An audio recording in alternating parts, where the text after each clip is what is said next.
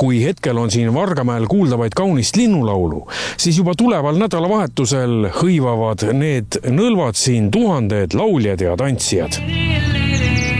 Miks just Vargamäel? Teadupoolest on ta olnud rohkem nii Paides kui Türil ja vist korra ka Koerus. Ja korra on Koerus ka olnud ja Vargamäel sellepärast, et tegelikult Vargamäel on meie kultuurihiis ja me kuidagi tunnetasime, et Vargamägi on just see koht, kus üks Järvamaa pidu peaks üks kord vähemalt toimuma. Tänavu on ka Eesti teema aasta raames siis Eesti raamat 500, mis tõttu siis Anton Hansen Tammsaare sünnikohas on Järvamaa peo tegemine ikka igati õige. No mida siis tänavused peokülastajad näha saavad? Peokülastajad saavad näha siis nii tantsu kui laulu kui ka pillimängu, et meil on pidu algab tegelikult siis rahvapillipeoga ja tule süütamisega ja jätkub siis koorilaulu ja rahvatantsuga ja kogu see kava on kokku põimitud Anton Hansen Tammsaare teostest pärit tekstidega, mis siis seovad meie laulud ja tantsud üheks tervikuks ja me pidu siis räägib tegelikult sõna väest ja sellest, mis tundeid see sõna meist tekitab.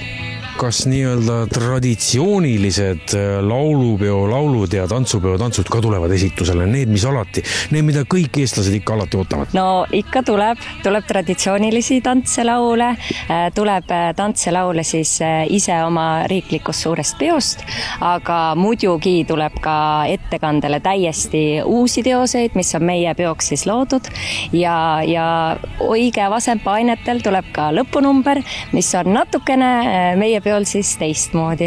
Praegu on nädal algus, et kuidas on, kas olete oma töödega nii-öelda järje peal, et millal need esimesed proovid ja asjad siin käima lähevad? Esimesed proovid lähevad käima juba kolmapäevast. Kolmapäev, neljapäev, reede on siis täispikad proovipäevad ja kuidas öelda graafikus? No niivõrd kuivõrd, et eks ikka unetunde tuleb ka näpistada ja tegemist jagub väga palju. Külastaja, kes siis peole tuleb, võiks julgelt varem tulla, sest et meil on ka siin avatud siis laat või toimumas laat, kus on müügil siis erinevaid käsitöö esemeid ja ka kohalikku siis toitu.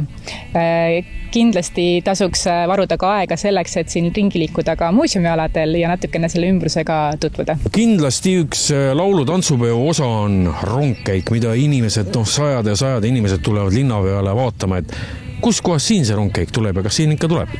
Tuleb rongkäik, rongkäik tuleb seal kaugel põllumaal. Et meie rongkäik, me ise kutsume seda minirongkäiguks, ehk et see on selline tore tulek üle mäe, kus siis tegelikult kõikidel kollektiividel on oma sildid ja lipud käes ja ühine selline tulek koos regilauluga. Et see kindlasti saab selline väga kokkuhoidev ja ühtne selline järvamaalaste ülemäe tulek.